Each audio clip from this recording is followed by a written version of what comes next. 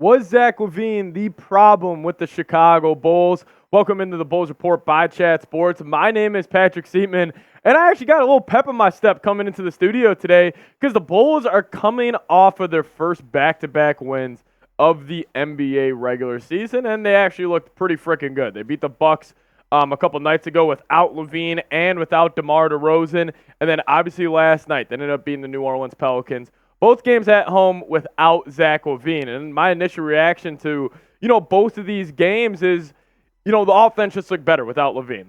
Let's just call a spade here. I'll dive into a couple of, specific players on today's show. But overall flow, the continuity, it just looks so much better without LaVine in the lineup. And I am not saying that, LaVine was the biggest reason for the Bulls' slow start to the NBA season. But it definitely is telling.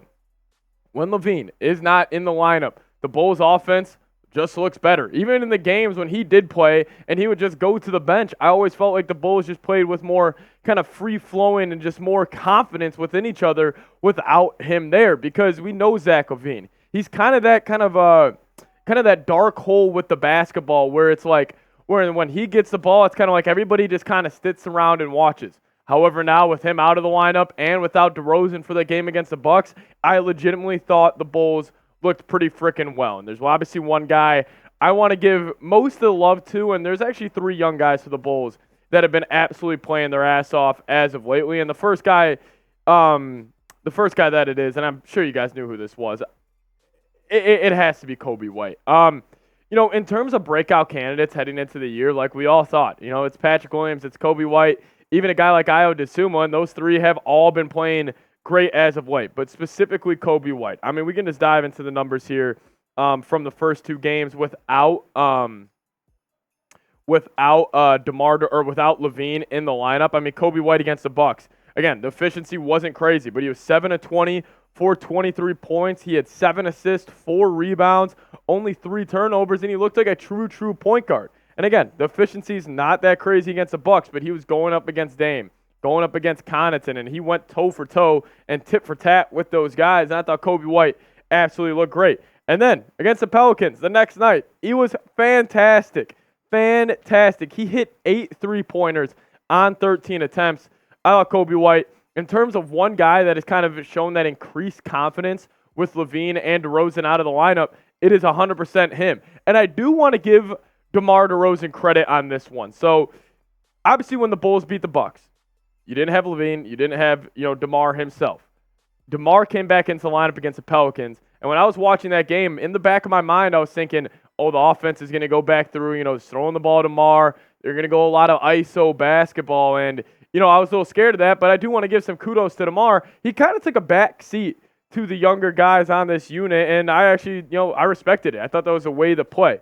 Another young guy I want to kind of give a shout-out to, Dosunmu, the kid out of Chicago. He was freaking awesome last night, man. He is also one of the probably, I don't know how to say this, sneaky fast guys in the league. I swear to God, when I watch him, he is one of the most athletic guards in the entire NBA. He looks fast. Kevin O'Connor, he works for The Athletic. He gave Dosunmu the Bruce Brown comparison, and I kind of like it, but I think Io's got more in terms of the athletic ability, in terms of speed and just like lateral quickness. I think he is a little quicker in that sense. Bruce Brown's probably a little more of a physical guy in that regard. But listen, I thought Coby White, I thought he absolutely been playing his ass off as of lately. Same with Dosunmu. Even Dosunmu, the three young guys for the Bulls, without Zach LaVine, without DeMar DeRozan in the lineup, we've seen DeMar, and Patrick Williams really take that next step in their game, and they're just playing with a lot more of a free-flowing confidence, a lot more free-flowing continuity on the offensive side of the floor. There's one guy I do want to mainly talk about, though, in a second.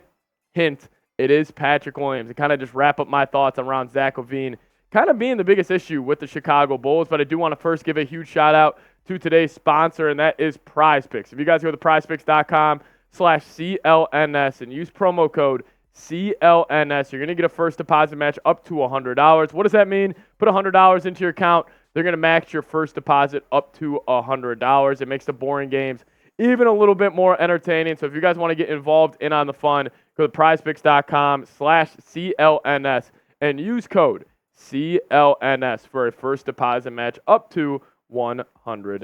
I do want to also just, wrap it up. I do giving a shout out to Patrick Williams. I thought Patrick Williams, I was a big believer in Patrick Williams. If you guys have watched this channel before, I pounded the table for him. My eyes don't lie with him type of thing, where I see the ability, comes down to mentality, and just comes down to overall offensive fit. Well, I think the offensive fit has definitely improved without LaVine and DeRozan in the lineup.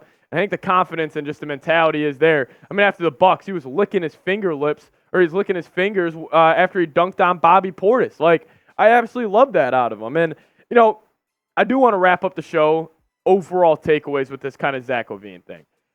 The Bulls need to trade him now, and they need to trade him sooner rather than later because he is out with this, right foot soreness for at least the next couple of days, and I don't know what his trade value necessarily is. And listen, I'm not saying this Bulls team can compete without LaVine, but they are a better basketball team without Zach LaVine. In terms of their roster, I'm looking at the guys that ran last night against the Pelicans.